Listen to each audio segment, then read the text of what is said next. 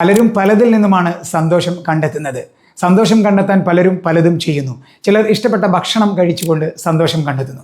മറ്റു ചിലർ ഇഷ്ടപ്പെട്ട സ്ഥലത്തേക്ക് യാത്ര ചെയ്തുകൊണ്ട് സന്തോഷം കണ്ടെത്തുന്നു. ചിലർ ഇഷ്ടപ്പെട്ടവരോട് സഹവസിച്ചും സംസാരിച്ചും സന്തോഷം കണ്ടെത്തുന്നു. ചിലർ മറ്റുള്ളവരെ സ്നേഹിച്ചും സഹായിച്ചും സന്തോഷം കണ്ടെത്തുന്നു. ചിലർ മറ്റുള്ളവരെ കുറ്റം പറഞ്ഞും സന്തോഷം കണ്ടെത്താൻ ശ്രമിക്കാറുണ്ട്. എന്നാൽ ക്രൂരമായ മനസ്സിനുടമയായവർ മറ്റുള്ളവരെ ദ്രോഹിച്ചും പ്രയാസപ്പെടുത്തിയും സന്തോഷം കണ്ടെത്താൻ ശ്രമിക്കാറുണ്ട്. യുദ്ധം ചെയ്തുകൊണ്ടും ആളുകളെ നശിപ്പിച്ചുകൊണ്ടും കൊന്നും കൊല വിളിച്ചുകൊണ്ടും സന്തോഷം കണ്ടെത്താൻ ചിലരൊക്കെ ശ്രമിക്കാറുണ്ട്. യഥാർത്ഥത്തിൽ ഇവിടെ നമ്മൾ മനസ്സിലാക്കേണ്ട ഒരു കാര്യം, സന്തോഷം ഒരു പ്രവൃത്തിയുമായി ബന്ധപ്പെട്ട് കിടക്കുന്നു എന്നതാണ്.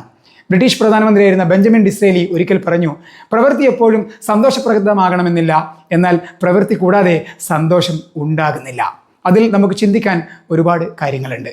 പ്രവൃത്തി കൂടാതെ സന്തോഷം ഉണ്ടാകുന്നില്ല എന്നാണ് അദ്ദേഹം പറഞ്ഞത്. എന്നാൽ പ്രവൃത്തി എപ്പോഴും എന്താകണമെന്നില്ല, സന്തോഷപ്രദമാകണമെന്നില്ല. അപ്പോൾ നമ്മൾ മനസ്സിലാക്കേണ്ടത്, ചെയ്യുന്ന പ്രവൃത്തിയിൽ ഹൃദയത്തിൻ്റെയും മനസ്സിൻ്റെയും അതുപോലെ തന്നെ ആത്മാവിൻ്റെയും സാന്നിധ്യം കൊണ്ടുവരാൻ ശ്രമിക്കുമ്പോൾ ആ പ്രവൃത്തി വിജയിക്കും. തീർച്ചയായിട്ടും അതിൽ നമുക്ക് സന്തോഷം കണ്ടെത്താനും കഴിയും.